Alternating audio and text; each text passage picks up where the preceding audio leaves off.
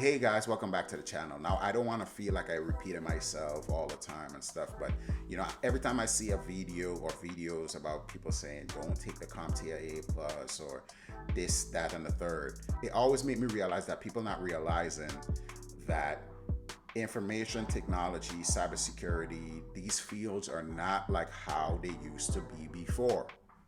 Okay? Back then, knowing a hacker, knowing somebody in cybersecurity was like scarce in a sense. Back then, hearing about a hacker was like, whoa, you know? Now it's like nothing. Now you turn around the corner. What do you do for a profession? Oh, I'm a cybersecurity analyst. Hey, what do you do for a profession? I'm a network engineer. It's everywhere now. Like everybody is coming more and more into information technology. They're getting more into these things. So with that being said, the CompTIA A plus and any other beginner certification, right? In general, right? And not just the A plus, just the security plus, all the certifications that you're seeing videos telling you to skip or don't do, right? They are only there for you to be able to stand out. Remember, this is what you're trying to do. You're trying to get a job, you're trying to stand out, right? If you go to a job, right, and all you tell them is, oh yeah, I worked on computers 5 years, 6 years. Oh, I know how to do this, I know how to do that. First thing first, you have to do an interview, right? So think about this. If you do the interview, you fail the interview, you don't get the job. That's it. So you're going to have to practice interview questions. You're going to have to do things that's going to make you be able to have and hold a conversation with these people to be able to even get a job. And these certifications and other courses, there's many other courses that you could do that do help. The point that I'm going to make right now is you need to do some kind of learning. And if you only do, let's say, for instance, you're not doing any certifications at all. You have to do hands-on, right? Whether you watch YouTube videos on how to create a lab and then how to create a virtual machine to host a server, and then have Active Directory on that server or whatever the case may be. Whether you're watching videos, you're still in a process of learning. You're still doing some kind of learning. Remember, anytime I talk about any certifications, I'm never going to tell you that this is the only way, because it's not the only way. You can get into information technology without certifications, of course. Sometimes it's just who you know. Sometimes it's how desperate the company is to even hire someone. There are companies that need a certain amount of people on the team, and they'll hire anybody just to meet that quota, right? And some people, it's just who they know, right? So they get the job without any background, any skills, really. They know how to do a few things, but there are other people that could have had that job, right? So there's many ways to get a job, but we talking about in these times, 2025 going to 2026, many people doing cybersecurity, many people doing information technology, IT, help desk, many people doing these things, right? When you put an application in, I've said this before, go on LinkedIn and filter whatever specific job you're trying to find, and try to filter it for jobs that's been posted the last 24 hours, last day, 2 days, 3 days. And you'll see how fast that number go from 0 to 100 applications. Now, if you're the 101 person that submit an application, you really think you're going to stand out? If you don't have nothing to stand out, like, stop listening to these people and thinking that you just going to get a job. Like, okay, I'm gonna just start opening up computers and get a job. No, you have to do some kind of training and learning, whether if it's self-learning, self-training, or whether you go through certifications or degrees or whatever the case may be. Now, if you're doing self-learning, you also have to know how to articulate yourself. You also have to know how to present the work that you're doing by either creating portfolios or whatever the case may be to break down everything that you're doing, right? Because if you don't have that to put on your resume, because remember, this is how your resume is going to look, right? You're going to say whatever title that you're going to be looking for. You're going to describe yourself real short. Then when they ask about skills, you're probably going to put some skills that you worked on in your labs or whatever you've been doing at home. When it comes to the work part, remember, you never had an IT job. So when it comes to the work part, you are going to say McDonald's, Kmart, Target, whatever jobs. None of these jobs don't have nothing to do with IT, networking, cybersecurity, right? Cool. Then it's going to go to the educational part. You might have finished high school. Good. If you dropped out and you got your GED, right? Yeah, at least you got your GED. But they're going to look at it like you dropped out. Now, when they look at that application, that's the only thing you got. You don't have anything on there that really is of substance to them yet. You know, they're looking at, okay, he went to high school, he finished, got his GED. Now, if you're a person that dropped out of school, even worse, right? Even worse. You know, now you don't even have no real educational background to put on there, right? You don't have no work background because none of the jobs you had before was IT, information, technology, or nothing. You don't have no school background in that specific field.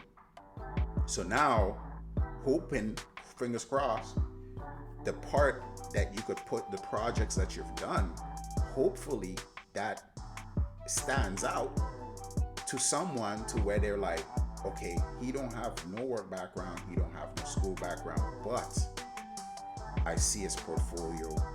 I like the fact that he's doing things on his own. I like the fact that he's taking the time out of the day to be able to train himself, right?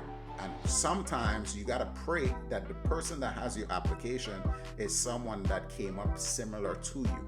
So they'll respect it and they'll see how far they came going through the same steps you came. But remember, you gotta know how to articulate that. You gotta know how to document that. And then you gotta figure out what is the right labs to be doing to prepare me for these roles, because you can't just be doing any labs. You know, you got to do different things. You got to probably replicate a blue screen of death on a virtual machine and learn how to fix that. Because that's things that you're going to run into as an IT support specialist, right? I've run into it multiple times. You know, you got to know how to do certain things, right? So when people are telling you skip this certification, skip that certification, don't do this instead, don't do this instead. Guys, nutshell, no matter how much videos we make about this, the reality of it is, number one, this is 2025, 2026. We need multiple things on our resume to stand out. We going against competition. So even if you don't want to do a certification, doing it is not even because you want to. Part of it is just you need something else to stand out. Okay? So we in 2025, you need to stand out and you need to do other things. If this person over here has a high school diploma and they have this experience and the third, you need to have a high school diploma, this experience and a certification. Like, you gotta one up them a little bit because you're trying to stand out. And like I said, yes, there's multiple ways to get into these fields, right? But you gotta remember, we have about 8 billion people on the planet. And you're watching videos that 1, 2, 3 people make. That's 1, 2, 3 people in 8 billion that probably got lucky. They just probably got lucky. Like, they don't have nothing else to do with it. So what happened to the other billions of people that trying to do the same thing and running into issues? What happened to them? Sometimes we just get lucky, man. Sometimes we just get lucky. Sometimes God bless us, right? You know, that's just it. You feel me? For my job, I didn't even have an IT job before. And I was going up against people with like 8, 10 years of experience, right? My bosses tell me this in my interview. And I got the job over them. So what does that tell you? I was going to college, I got certifications, I was working on what I was working on. I showed that, listen, I just want to learn and go. Versus those other people, they probably was just getting so stagnant into their career or whatever, or they just thought, oh yeah, I know computers, I don't need to learn this, I don't need to do certifications. And guess what? They let somebody like me come and get the job instead of them, right? So remember this. If you take anything from this video, what I want you to take is everybody's experience is going to be different. When somebody give you advice on, oh yeah, you don't need to do this, you listen to them, but you could feel inside what will work for you. So if you feel like going to college gonna work for you, go to college. If you feel like getting certifications will work for you, you get the certifications, right? Whichever learning path you know is gonna stick, right? But also remember, you're trying to get a job and you're going against a lot of people. And one of the key things you want is to stand out. So when those hundreds of applications come in, yours is the one that shine out of those 100 applications. And the only way for you to do that is to go out there and achieve greatness. And you have to keep exceeding the other people. You have to get those other certifications. You have to push your learning. You have to keep doing your hands-on. You have to, if you're in college, you have to keep pushing for higher grades. You have to keep proving that you are the person that should be hired, right? And these different things will help you with interviews as well, because the interview questions sound like things that I'm telling you from my experience. The A+ is what helped me get my job. I've said this before in my previous videos. The way they were structuring and asking the questions, I was only able to answer them because of the A+ and because I was doing labs and stuff like that. That's what helped me. You know what I'm saying? So remember this. It's 2025. You have competition. You have to stand out from your competition. The best experience you could always get in anything is hands-on experience. But remember, you're trying to get a job, right? You have to put together a resume. So everything else you do is going to be because, of course, you're trying to learn, but you're trying to make sure your resume have the right amount of padding on it. It has the right amount of things that was going to stand out, right? So if you're good because you practice hands-on every day, right?